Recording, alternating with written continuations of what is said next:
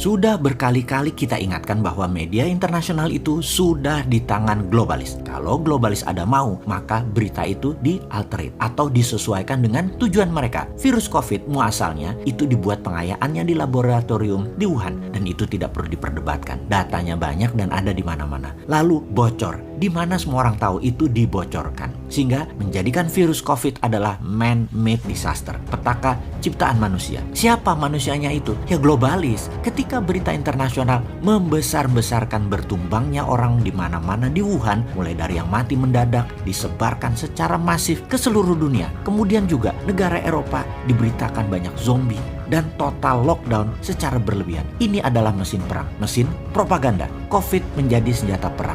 Beritanya kemudian menjadi mesin uang globalis, yaitu vaksin, obat, dan vitamin. 1,5 tahun setelah beritanya dibesar-besarkan, sekarang terbukti bahwa COVID menjadi mesin ekonomi. Panen akbar lah para broker kesehatan kaki tangan globalis ini dengan produk yang bernama vaksin dan berbagai macam obat-obatan, termasuk vitamin. Kemudian sekarang mendadak di semua media sosial dan media mainstream dunia kembali dihebohkan dengan bertumbangnya orang di India yang dikatakan bisa satu hari ada 50.000 kematian. Kemudian satu hari bisa ratusan ribu orang terpapar. Walaupun faktanya mendekati demikian, jumlah yang sangat besar itu memang mencerminkan kegagalan pemerintah India mengantisipasi second wave gelombang COVID kedua. Benar, di India saat ini memang mengalami second wave, triple mutation, Bengal strain namanya, memapar 300 ribuan kasus baru dan menyebabkan lebih dari 2.300-an kematian dalam satu hari, menempatkan India di urutan nomor 2 dengan 16 juta lebih kasus COVID. Nomor 2 setelah Amerika dengan 32 juta total kasus COVID. India dalam keadaan darurat. Sampai tidak ada kayu untuk mengkremasi pembakaran jenazah untuk melaksanakan kebiasaan di India tersebut. Hal ini membuat dunia mulai menganalisa lagi. Dr. Paul Tambia, profesor dari National University of Singapore mengatakan, data terbaik menunjukkan bahwa sistem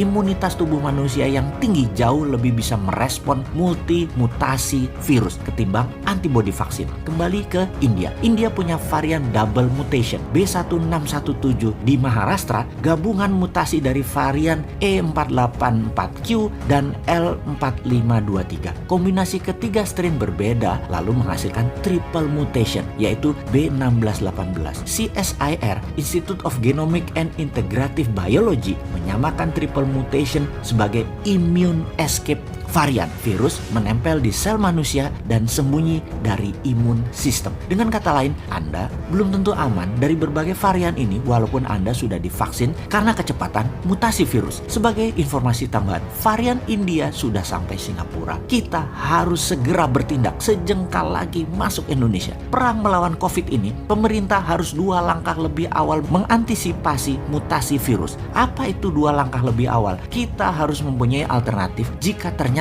vaksin tidak efektif. Maka percepat riset dan uji klinis dendritik imunoterapi Nusantara atau DINUS. Ini saran New Mind dan produksinya modali dengan printing money. Kembali ke topik awal, yang kita mau tekankan dalam diskusi kali ini adalah cara memberitakannya. Benar-benar targeted dan sangat ditarget. Ini yang disebut propaganda. Siapa yang kita curigai? Tidak ada musuh terbesar globalis dalam produksi vaksin COVID. Dia adalah India.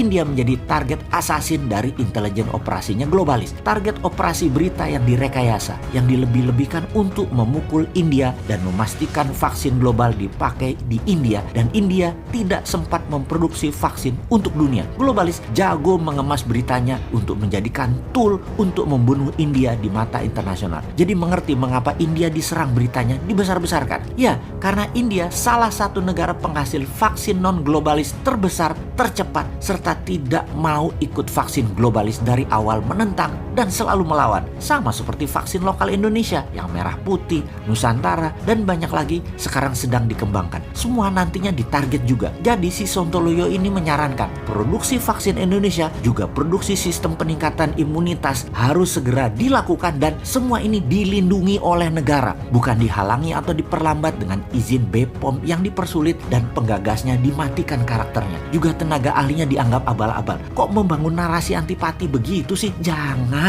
Ini keadaan darurat perang. Bela bangsamu. Mana nasionalismemu? Makanya kaum patriotis nasionalis New Mind ambil posisi. Posisinya adalah pro produk lokal. Juga vaksin yang telah dibeli pemerintah tetap didukung, namun kalau bisa 80%-nya atau mayoritas vaksin dan imunitas obatnya lokal prakarya anak bangsa. Kembali ke sistem perlindungan negara Indonesia. Itulah berkali-kali kita katakan, lobby-lobby politik luar negeri itu penting. Kalau tidak, sebentar lagi Indonesia diindiakan di berita internasionalnya. Bagaimana caranya? Di depan kita pura-pura taat pada globalis. Di dalam negerinya kita percepat produksi dinus. Efeknya berat loh kalau propaganda mematikan Indonesia sudah diluncurkan. Indonesia tidak bisa berumroh, tidak bisa berhaji, turis asing nggak ke Indonesia, produk Indonesia tidak bisa diserap pasar internasional, turis tidak datang ke Indonesia, orang Indonesia tidak bisa keluar negeri, dan banyak pengaruh negatif lainnya. Wes salah, jangan banyak mikir lagi. Sudah dibantu analisanya sama kaum New Mind. Actionnya jelas, menangkan perang melawan COVID dengan strategi politik luar negeri, printing money, vitamin gratis, genus gratis, vaksin lokal, dan